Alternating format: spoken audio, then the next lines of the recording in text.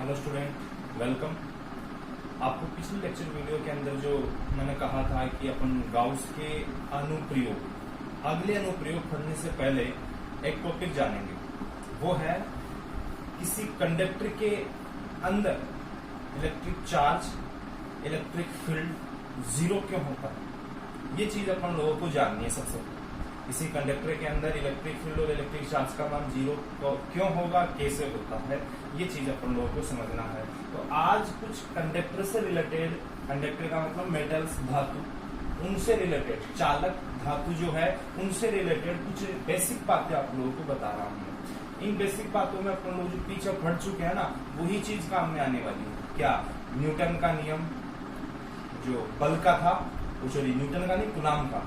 तो बल का नियम था, आवेशों के मध्य लगने वाला बल, विद्युत क्षेत्र की तीव्रता, और इसके अलावा था फ्लक्स, और था इसके अलावा गाउस के नियम। इनकी सहायता से अपन लोग किसी चालक या किसी धातु के लिए चार बातें, ये चार नियम आप लोगों को समझने हैं। फिलहाल अब इन चार नियमों को आप अपने माइंड के अंदर रख सकते हो। यहाँ पे सबसे पहला नियम है, किसी भी चालक के अंदर, इनसाइड मेटल, ठीक है ना, किसी भी चालक के अंदर कुल विद्युत क्षेत्र का मान जीरो होता है।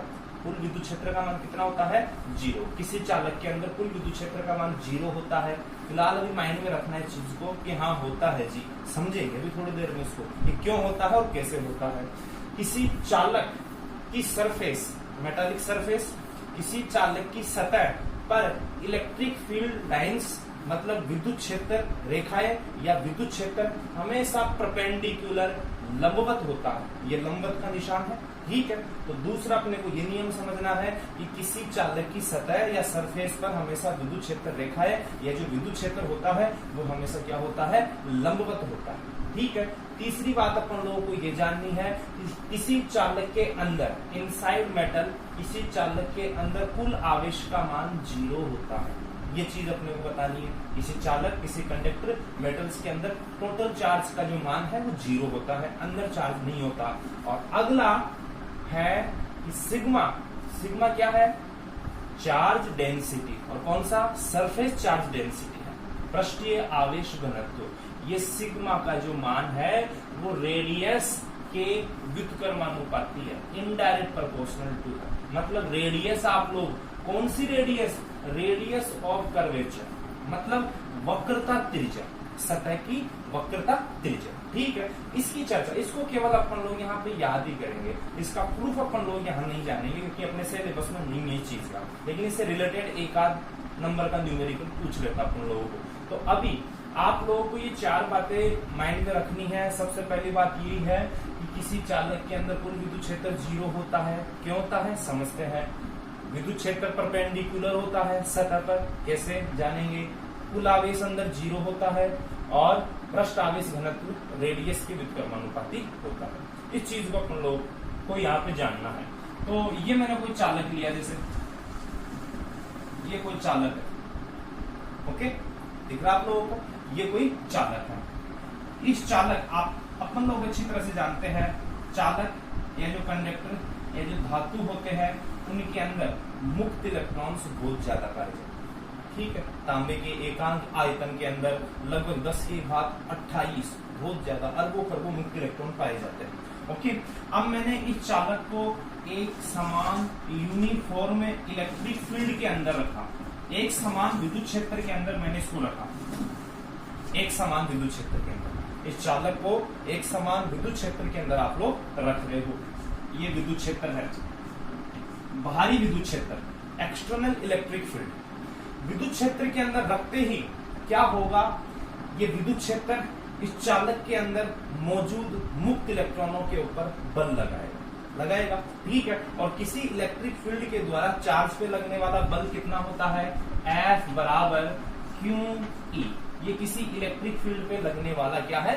बल है, ठीक है। अब यहाँ इस चालक के अंदर बहुत सारे मुक्त इलेक्ट्रॉन होते हैं, अपन लोग जानते हैं, ओके। इन मुक्त इलेक्ट्रॉनों पर ये विद्युत क्षेत्र बल लगाएगा। और अपन जानते हैं इलेक्ट्रॉन नेगेटिव चार्ज है, और नेगेटिव चार्ज के ऊपर इलेक्ट्रिक फील्ड किधर बल लगाता है? इलेक्ट्रिक फील्ड के विपरीत डायरेक्शन में बल लगता है, ओके, मतलब नेगेटिव चार्ज हमेशा इलेक्ट्रिक फील्ड के विपरीत अपोजिट डायरेक्शन के अंदर जाता है। तो इस इलेक्ट्रॉन पे इधर बल लगेगा, इस पे भी इधर, जितने भी इस कंडक्टर के अंदर, इस चालक के अंदर जितने भी इलेक्ट्रॉन है उन सब पर ये विद्युत क्षेत्र बल लगाता है, जिससे ये सारे के सारे इलेक्ट्रॉन इधर से इधर आते हैं। ओके, इधर से इधर। तो क्या होता है, इधर इलेक्ट्रॉनों की भीड़ हो जाती है जमा, इलेक्ट्रॉन इकट्ठे हो जाते हैं इधर इस तरह। इलेक्ट्रॉन इकट्ठे होने से यहाँ नेगेटिव चार्ज बन जाता है, और यहां से इलेक्ट्रॉन चले गए मतलब यहाँ पॉजिटिव चार्ज बन गया। आप लोगों ने क्या देखा कि इस चालक के अंदर भी एक विद्युत क्षेत्र उत्पन्न हो गया, हो रहा है कि नहीं हो रहा, प्लस से माइनस की।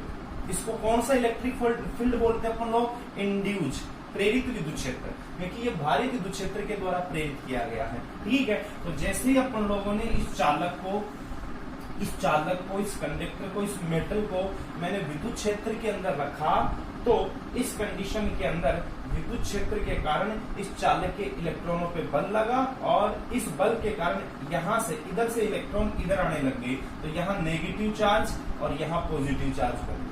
बना कि नहीं बना? और इस कारण से इस कंडक्टर, इस चालक के अंदर इलेक्ट्रिक फील्ड इस डायरेक्शन में, एक्सटर्नल इलेक्ट्रिक फील्ड बाहरी विद्युत क्षेत्र के विपरीत डायरेक्शन में एक अन्य विद्युत क्षेत्र उत्पन्न हो गया, जिसका नाम है इंड्यूज इलेक्ट्रिक फील्ड, प्रेरित विद्युत क्षेत्र।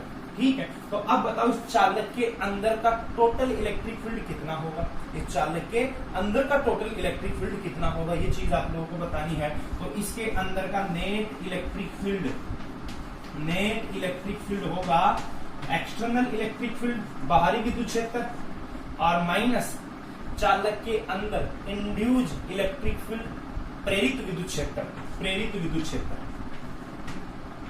ठीक है, मैं प्रूफ करने जा रहा हूं कि किसी चालक के अंदर का कुल विद्युत क्षेत्र कितना होता है, 0 होता है। ये चीज प्रूफ करने जाता हूं मैं। ठीक है, अब बेटा जी ये बाहरी विद्युत क्षेत्र है, माना अभी 0 नहीं है कुल विद्युत क्षेत्र, इसका मतलब बाहरी विद्युत क्षेत्र ज्यादा है, अंदर वाला इंड्यूज इलेक्ट्रिक फील्ड, प्रेरित विद्युत क्षेत्र कम है। तो बाहरी विद्युत क्षेत्र ज्यादा है, तो अभी और इलेक्ट्रॉन इधर जाएंगे, इलेक्ट्रॉन इधर और जाएंगे, तो इधर ऋणावेश बढ़ेगा, इधर धनावेश बढ़ेगा, जिससे अंदर का विद्युत क्षेत्र, प्रेरित विद्युत क्षेत्र का मान बढ़ेगा।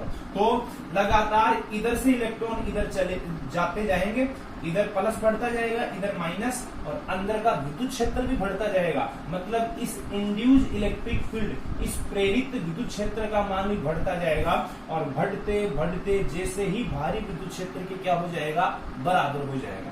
ठीक है, जैसे ही भारी विद्युत क्षेत्र के बराबर हो जाएगा, तो कुल विद्युत क्षेत्र कितना हो जाएगा, नहीं, कुल विद्युत क्षेत्र जो है वो 0 हो जाएगा, आपका नेट विद्युत क्षेत्र।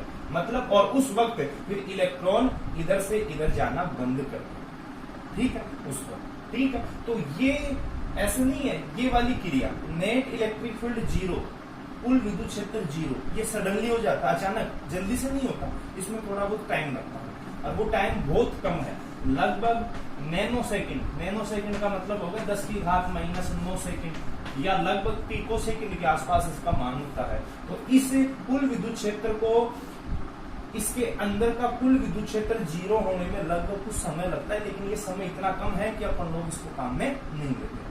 तो आपका टॉपिक ये है कि किसी चालक के अंदर का कुल विद्युत क्षेत्र कितना होता है, 0, इसको समझना है। तो मैंने किसी चालक को, ये मेरे पास कोई चालक है, कंडक्टर है, इस चालक को मैंने इलेक्ट्रिक फील्ड, किसी भारी विद्युत क्षेत्र, एक समान विद्युत क्षेत्र में रखा, तो रखते ही इस चालक के अंदर भी एक विद्युत क्षेत्र उत्पन्न हो गया, जिसका नाम है प्रेरित विद्युत क्षेत्र। ओके, और उस विद्युत क्षेत्र की दिशा बाहरी विद्युत क्षेत्र के विपरीत है, और धीरे धीरे इस अंदर वाले विद्युत क्षेत्र का मान बढ़ता जाता है, इलेक्ट्रॉन इधर जाते हैं, चले जाते हैं, जा रहे हैं, और जैसे ही ये दोनों बराबर हो जाते हैं, तो कुल विद्युत क्षेत्र का मान कितना हो जाता है, 0 हो जाता है। तो ये इस प्रकार से आप लोगों को समझना है। तो किसके कारण 0 होता है, अंदर विद्युत क्षेत्र उत्पन्न होता है, जो बाहरी विद्युत क्षेत्र के परिमाण के क्या होता है, बराबर, और दिशा में क्या होता है, विपरीत।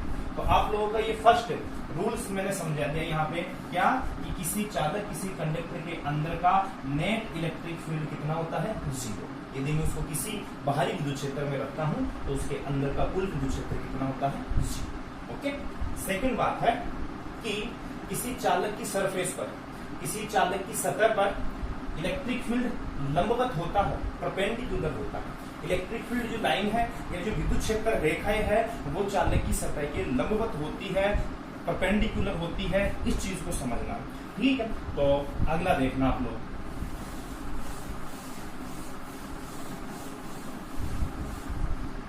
ये कोई चालक है, अपन लोग इलेक्ट्रोस्टैटिक्स पढ़ रहे हैं, और इलेक्ट्रोस्टैटिक्स का मतलब चार्ज कौन सी कंडीशन में है, यहाँ स्थिर वाली पोजीशन के अंदर, ठीक है।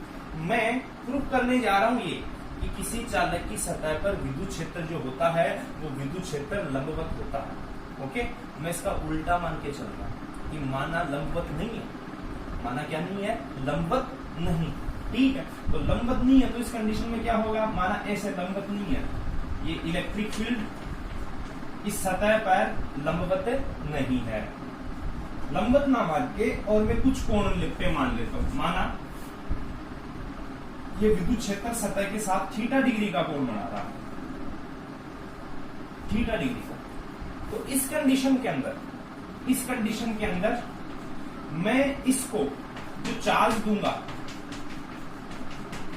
जो इसकी सतह सरफेस पे चार्ज है, अच्छा किसी चालक की सरफेस पे क्यों आता है चार्ज, अंदर क्यों नहीं रहता, उसको जस्ट अगले वाले स्टेप में पढ़ते पढ़ लो, जस्ट आगे पढ़ेंगे इस चीज को पढ़ लो, ठीक है।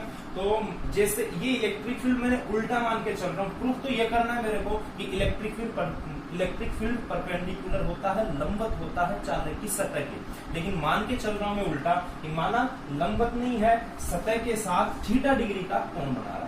ओके, तो थीटा डिग्री का कोण बनाएगा तो ये विद्युत क्षेत्र इस सतह पे जो चार्ज है उस चार्ज पे बल लगा के और उसको यहां से यहां तक गति करवाने का कार्य करेगा, क्योंकि कार्य बराबर आप लोगों का होता है बल इंटू विस्थापन, और डॉट का चिन्ह आता है, ठीक है ना, दोनों सदिश राशि है।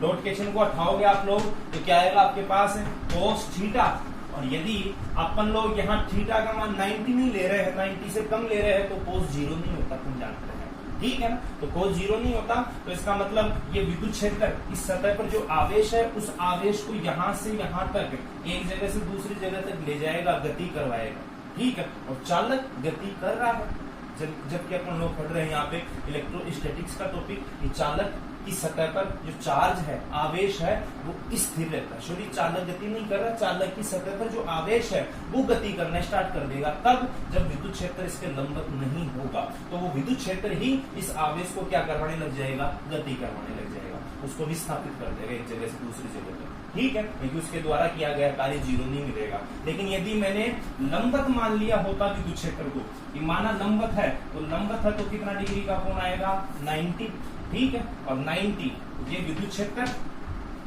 और इधर विस्थापन, तो दोनों के बीच का कोण 90, क्योंकि अपन जानते हैं बल की दिशा विद्युत क्षेत्र की दिशा नहीं होती है, और कोस 90 कितना होता है 0, मतलब विद्युत क्षेत्र इस आवेश को एक जगह से दूसरी जगह तक ले जाने में किया गया कार्य कितना होगा, 0। इसीलिए आप लोगों को याद रखना है क्या, कि जो विद्युत क्षेत्र है वो लंबवत होता है। और ये वाली चीज मैं अगले वाले चैप्टर में भी जब पोटेंशियल पढ़ेंगे, विद्युत विभव विद्युत विभवांतर पढ़ेंगे, तब समविभव पृष्ठ ये शब्द आएगा, वहां इसको दोबारा से काम में लूंगा, वहां इसको दोबारा समझूंगा, ठीक है। तो अगला देखना, तो आप लोगों को 2 बातें याद करनी है। सबसे पहले किसी चालक के अंदर का कुल विद्युत क्षेत्र होता है 0, समझा दिया क्यों होता है। दूसरा है किसी चालक की सतह पर विद्युत क्षेत्र रेखाएं या विद्युत क्षेत्र लंबवत होता है, यदि लंबवत नहीं होगा तो क्या होगा, वो विद्युत क्षेत्र उस सतह पर जो आवेश है उस आवेश पर बल लगा के उसको गति करवाना स्टार्ट कर देगा, आवेश चलने लग जाएगा, ठीक है। और जबकि अपन आवेश यहाँ स्थिर अवस्था में पढ़ रहे हैं, चालक की सतह पर जो आवेश देते हैं वो स्थिर रहता है, ओके। तो अपन लंबवत मानेंगे, लंबवत मानने पर 90 डिग्री मिलेगा, कोस 90 0, मतलब विद्युत क्षेत्र कोई कार्य नहीं करेगा, उसको गति करवाने के लिए 0 होगा। और अब आ गया ये इंपॉर्टेंट, ये चीज आप लोगों को समझनी है, गाउस के नियम के जो अगले अनुप्रयोग पढ़ेंगे उनमें ये बात काम किया पड़ेगा। क्या है, किसी भी चालक के अंदर का कुल विद्युत क्षेत्र का मान कितना होता है, 0। इस चीज को आप लोगों को समझना है। तो किसी चालक के अंदर का कुल विद्युत क्षेत्र 0 होता है 2 तरीके, बिल्कुल सिंपल सा। अभी मैंने कहा ये कोई चालक है चालक, ठीक है। तो मैंने कहा किसी चालक के अंदर विद्युत क्षेत्र कितना होता है, अंदर 0 होता है। इसी चालक के अंदर का विद्युत क्षेत्र कितना होता है, 0। तो बताओ इस चालक के लिए फ्लक्स कितना होगा, फ्लक्स विद्युत फ्लक्स। तो इस चालक की सतह के लिए फ्लक्स का जो सूत्र है वो क्या है, विद्युत क्षेत्र और डॉट ds वेक्टर का समाकलन। होता नहीं होता। अब अपन जानते हैं चालक के अंदर का विद्युत क्षेत्र ही 0 है, तो अतः चालक के लिए फ्लक्स भी कितना होगा, 0। चालक की सतह के लिए फ्लक्स का मान भी कितना होगा, 0, क्योंकि चालक के अंदर का विद्युत क्षेत्र कितना, 0, तो फ्लक्स भी कितना, 0। अब आ जाओ गाउस के नियम में। गाउस का नियम क्या कहता है, गाउस का नियम कहता है कि किसी बंद पृष्ठ से रिलेटेड फ्लक्स का मान जो है वो होता है sigma Q upon epsilon not. होता है कि नहीं होता। और सिग्मा क्यू क्या है यहाँ पे, तो सिग्मा क्यू है बंद आकृति के अंदर का आवेश, बंद आकृति के, इस बंद आकृति के अंदर का आवेश। मैंने कहा इस बंद आकृति के अंदर का विद्युत क्षेत्र 0, तो बंद आकृति से रिलेटेड फ्लक्स भी 0। अब ये वाला मान गाउस के नियम में लगा दो, लगा देंगे तो फाई का मान जैसे 0 रखूंगा तो sigma Q upon epsilon not इधर गया 0। इसका मतलब इस बंद आकृति के अंदर का कुल आवेश कितना, 0। अंदर का कुल आवेश इनसाइड मेटल का मतलब धातु, इनसाइड मतलब अंदर, उसके अंदर का, धातु के अंदर का, चालक के अंदर का कुल आवेश कितना होता है, 0। ये देखो 0 कैसे किया अपन ने, विद्युत क्षेत्र, क्योंकि अपन ने पहले प्रूव कर दिया था कि किसी चालक के अंदर का विद्युत क्षेत्र 0 होता है, ओके, और जिससे उस चालक की सतह से रिलेटेड फ्लक्स 0 होता है। और गाउस के नियमानुसार फ्लक्स यदि 0 है तो उसके अंदर, उस बंद आकृति के अंदर का कुल आवेश का मान भी कितना होता है, 0 होता है। ये तो एक तरीका उससे कि बंद आकृति मतलब चालक के अंदर का आवेश 0 होता है। एक दूसरा तरीका और भी देखो, दूसरा तरीका क्या देखना, मतलब चालक के अंदर आवेश 0 होता है, ये अपन ने समझ लिया। लेकिन आप ऐसे कह रहे हो नहीं मैं तो चालक के अंदर आवेश रखूंगा, दादागिरी है, आवेश रखूंगा, बलपूर्वक रखूंगा, ठीक है, तो रख लो और रख के देख लो आप लोग क्या होता है। तो ये कोई चालक है और अपन जानते हैं चालकों के अंदर बहुत ज्यादा मात्रा में मुक्त इलेक्ट्रॉन पाए जाते हैं, बहुत ज्यादा मात्रा, ठीक है। और यहाँ सारा सब कुछ मामला इन मुक्त इलेक्ट्रॉनों का ही है। ये जो कुछ हो रहा है ना, जो कुछ पढ़ रहे अपन, ये मुक्त इलेक्ट्रॉनों के कारण पढ़ रहे अपन लोग चालकों के लिए। आप लोगों ने कहा कि मैंने इसको क्यू आवेश दे दिया, क्यू मान का आवेश दे दिया, प्लस में है, क्या होगा, जैसे ही आप इसके अंदर बलपूर्वक इसके अंदर क्यू आवेश रख दोगे चालक के अंदर, तो तुरंत इसके ऊपर इलेक्ट्रॉन कूद पड़ेंगे, इलेक्ट्रॉन कूद पड़ेंगे। क्यों, इलेक्ट्रॉन नेगेटिव चार्ज है और पॉजिटिव चार्ज से अट्रैक्ट होंगे, आकर्षित होंगे कि नहीं होंगे, इलेक्ट्रॉन इसकी ओर कूद पड़ेंगे। माना यहां से इलेक्ट्रॉन कूद पड़े, यहां से, और कितने इलेक्ट्रॉन आएंगे, जितना ये पॉजिटिव चार्ज का मान है ना उतना ही नेगेटिव चार्ज इसके पास आएगा और दोनों मिलकर के न्यूट्रल हो जाएगा, सब कुछ मामला हो जाएगा, नहीं हो जाएगा।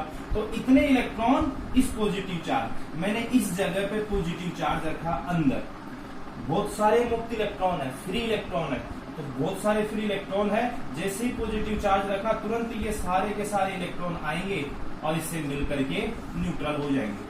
लेकिन अब ये जहां से आ रहे हैं वहां तो खालिस्तान हो गया। खालिस्तान का मतलब वहां तो पॉजिटिव चार्ज बना कि नहीं बना, तो यहाँ पॉजिटिव चार्ज बन गया, positive positive positive positive positive और पॉजिटिव बना पॉजिटिव चार्ज यहाँ पे। अच्छा, इस पॉजिटिव चार्ज का मान कितना होगा, जितना नेगेटिव चार्ज गया है, और नेगेटिव चार्ज कितना गया, जितना अपन ने पॉजिटिव चार्ज दिया था। माना मैंने 5 कूलम पॉजिटिव चार्ज दिया था, तो इसको नष्ट करने के लिए इलेक्ट्रॉन कितने आएंगे, इलेक्ट्रॉन इतने आएंगे कि नेगेटिव चार्ज कितना हो जाए, 5 हो जाए, ठीक है। अब जहां से इलेक्ट्रॉन आ गए वहां कितना चार्ज रह गया, प्लस का 5 हो गया। अब देखना यहां 0 हो गया मामला, नेगेटिव प्लस पॉजिटिव, लेकिन अब यहाँ आ गया जो पॉजिटिव चार्ज क्यों 5 कूलम का मैंने यहाँ दिया था वो अपने आप ही मुक्त इलेक्ट्रॉनों का यहाँ आ गया। अब तुरंत अब इसके ऊपर के जो मुक्त इलेक्ट्रॉन है सतह के वो आके यहाँ पे कूदेंगे, और इन धन आवेशों को भरेंगे, क्योंकि अब यहाँ धन आवेश बन गया था, यहाँ से इलेक्ट्रॉन निकल गए थे, निकले थे, तो अब इनको भरने के लिए ऊपर से इलेक्ट्रॉन आएंगे ऊपर से इलेक्ट्रॉन। और कितने इलेक्ट्रॉन आएंगे, तो जितना यहाँ धन आवेश रह गया उतना, कितना धन आवेश रह गया था, जितना ऋणावेश गया था, कितना ऋणावेश गया था, जितना धन आवेश मैंने दिया था। अब कंफ्यूज मत हो ना, मैंने 5 का धन आवेश अंदर रखा, इसको 0 करने के लिए 5 का ऋणावेश आ गया इसके पास, मतलब इलेक्ट्रॉन आ गए, और उनकी जगह 5 का धन आवेश बन गया। अब मतलब यहाँ 5 का धन आवेश बन गया, ये तो 0 हो गया। अब यहाँ इस 5 के धन आवेश को नष्ट करने के लिए ऊपर से इलेक्ट्रॉन आएंगे, कहां से, सतह से आएंगे, नहीं आएंगे, और वो इलेक्ट्रॉन यहाँ से भी आ करके और इनको उदासीन कर देंगे, और जो बच गया वो धन आवेश कहाँ पहुंच गया, सतह पे, क्योंकि यहाँ इलेक्ट्रॉन आए थे नहीं आए थे, तो ये आवेश, ये धन आवेश सतह पे पहुंच गया। जो धन आवेश मैंने अंदर दिया था वो अपने आप इन मुक्त इलेक्ट्रॉनों के कारण कहाँ चला गया, सतह पे चला गया, नहीं चला गया, कैसे चला गया, एक बार दोबारा देखना आप लोग, इसको ढंग से अच्छी तरह समझ लो। दूसरा तरीका, मैंने यहाँ पे माना, यहाँ पे मैंने पॉजिटिव चार्ज दिया था, इस पॉजिटिव चार्ज को 0 करने के लिए इसमें जितने मुक्त इलेक्ट्रॉन है वो आएंगे, ठीक है, और कहां से आएंगे, ऐसे आते जाएंगे, और लास्ट एंड कहां से होगा, सतह से होगा। तो जो पॉजिटिव चार्ज अपन ने दिया था वो अपने आप ही सतह पे पहुंच जाएगा अपने आप। तो 2 तरीके हैं, वैसे मेन तरीका तो वही है जो मैंने पहले बताया था, लेकिन दोनों तरीकों से आप समझ सकते हो। पहला तरीका क्या बताया मैंने, इलेक्ट्रिक फील्ड 0 तो फ्लक्स 0 तो गाउस के नियम के अनुसार कितना, चार्ज भी कितना, 0। तो इलेक्ट्रिक फील्ड 0 क्यों था, क्योंकि जैसे ही एक्सटर्नल बाहरी विद्युत क्षेत्र के अंदर अपन लोग किसी चालक को रखते हैं तो उसके अंदर भी विद्युत क्षेत्र उत्पन्न हो जाता है, जिसको अपन प्रेरित विद्युत क्षेत्र कहते हैं, और धीरे धीरे उस प्रेरित विद्युत क्षेत्र का मान बढ़ता है, और बढ़ते बढ़ते जैसे ही वो प्रेरित विद्युत क्षेत्र उस बाहरी विद्युत क्षेत्र के बराबर हो जाता है, तो उस चालक के अंदर का कुल विद्युत क्षेत्र कितना हो जाता है, 0, कुल विद्युत क्षेत्र 0 हो जाता है, ठीक है। और इस काम को होने में लगभग 10⁻⁹ सेकंड जितना टाइम लगता है, ओके।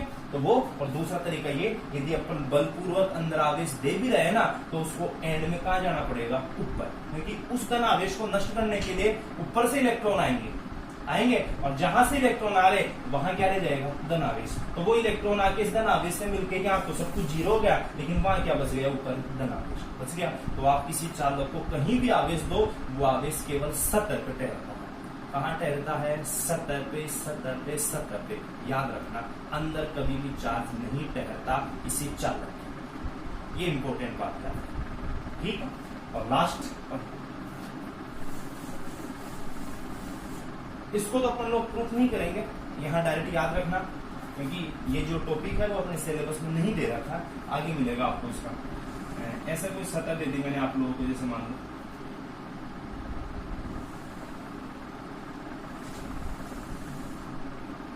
ये कोई कंडक्टर है जो सममित नहीं है, यहाँ इस पृष्ठ की वक्रता का मतलब घुमाव ज्यादा है, यहाँ वक्रता थोड़ी कम है, यहाँ वक्रता और भी कम है, तो इस वक्रता, इस घुमाव की त्रिज्या, वक्रता त्रिज्या मानी R1, इस घुमाव की वक्रता त्रिज्या मानी मैंने R2, इस घुमाव की वक्रता त्रिज्या मानी मैंने R3, ज्यादा वक्रता त्रिज्या कहाँ, R3 पे, इससे कम R2 पे, इससे कम R1, ओके, ठीक है। मतलब ये ज्यादा नुकीला है, फिर ये इससे कम, और ये ज्यादा चपटा, इसका नुकीलापन कम है, ठीक है। और याद रखना, जो ज्यादा नुकीला होगा उसकी वक्रता त्रिज्या कम, और जो ज्यादा चपटा होगा, ठीक है, ऐसे फैला हुआ होगा, उसकी वक्रता त्रिज्या क्या होती है, ज्यादा होती है, ठीक है। अब ये याद रखना, ये जो सिग्मा है, पृष्ठ आवेश घनत्व का मतलब है एकांक आयतन पर, वो सॉरी एकांक क्षेत्रफल पर, 1 मीटर स्क्वायर क्षेत्रफल पर आवेश की मात्रा पृष्ठ आवेश घनत्व कहलाता है। तो कहाँ 1 मीटर स्क्वायर क्षेत्रफल पर आवेश ज्यादा होगा, जहां वक्रता त्रिज्या क्या होगी, कम होगी, ये याद रखना। मतलब जहां नुकीलापन होगा सतह में, वहां एकांक क्षेत्रफल पर आवेश की मात्रा ज्यादा होगी। तो यहाँ पे आवेश बहुत पास में ऐसे बहुत ज्यादा मात्रा में, ठीक है। यहाँ थोड़े फैले होंगे, ये एकांक क्षेत्रफल पर आवेश की मात्रा ज्यादा होगी, यहाँ पे मतलब बिल्कुल पास में होंगे। यदि यहाँ एकांक क्षेत्रफल लेता हूं तो यहाँ और ज्यादा गैप होता है, दूर दूर होते हैं यहाँ पे, यहाँ लेते हैं, यहाँ जैसे वक्रता कम है और बहुत कम है तो यहाँ और दूर दूर होंगे, यहाँ कुछ अलग होगा और यहाँ, ठीक है। तो आप लोगों को बस ये चीज याद रखनी है क्या, कि जहां की वक्रता त्रिज्या, जिस सतह की वक्रता त्रिज्या बहुत कम है, वहां पृष्ठ आवेश घनत्व का मान मतलब 1 मीटर स्क्वायर क्षेत्रफल, यदि वहां का 1 मीटर स्क्वायर क्षेत्रफल लूं तो वहां पर आवेश ज्यादा होगा। और यदि जहां वक्रता त्रिज्या, जहां घुमाव कम है, प्लेनिंग ज्यादा है, मतलब जहां वक्रता त्रिज्या ज्यादा है, वहां के 1 मीटर स्क्वायर क्षेत्रफल में आवेश की मात्रा क्या होती है, कम, ठीक है, कम होती है, ठीक है। तो इस प्रकार से चीज आप लोगों को याद रखनी है। तो ये 4 पॉइंट, इनमें से 2 पॉइंट अपने बहुत काम के हैं।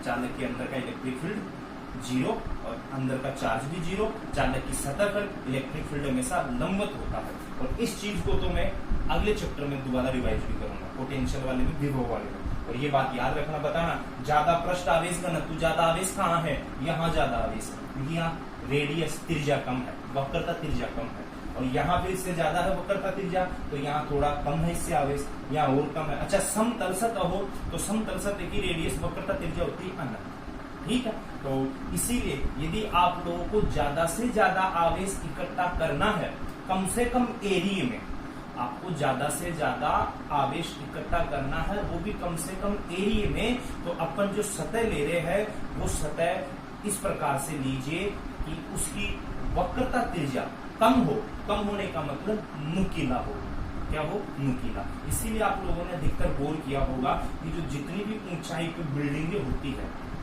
उनके लास्ट का जो शीर्ष पॉइंट है वो नुकीला बनाया जाता है, नुकीला, क्योंकि जैसे बादलों के या एयर में जितना भी चार्ज है वो ज्यादा से ज्यादा उस नुकीले सिरे से डायरेक्ट अर्थ में चला जाए, उस बिल्डिंग में फैले ना वो चार्ज, समझ रहे हो, वो चार्ज, वो करंट उस बिल्डिंग में ना फैले, उस नुकीले सिरे पे ज्यादा से ज्यादा चार्ज इकट्ठा होगा और वो उसका डायरेक्ट संपर्क अर्थ से अर्थ में चला जाए, ठीक है। तो इस प्रकार से बेटा आप लोगों के ये एक कंडक्टर या धातु से रिलेटेड इंपोर्टेंट 4 नियम बताए थे मैंने, याद रखने हैं और इनको समझना भी आपको। अब इससे आगे अपन लोग आसानी से पढ़ सकेंगे क्या, कि गाउस के नियम की सहायता से अचालक परत के कारण विद्युत क्षेत्र की तीव्रता और चालक पट्टी के कारण विद्युत क्षेत्र की तीव्रता, अचालक खोखले गोले के कारण, अचालक ठोस गोले के कारण विद्युत क्षेत्र की तीव्रता और चालक गोले के कारण विद्युत क्षेत्र की तीव्रता।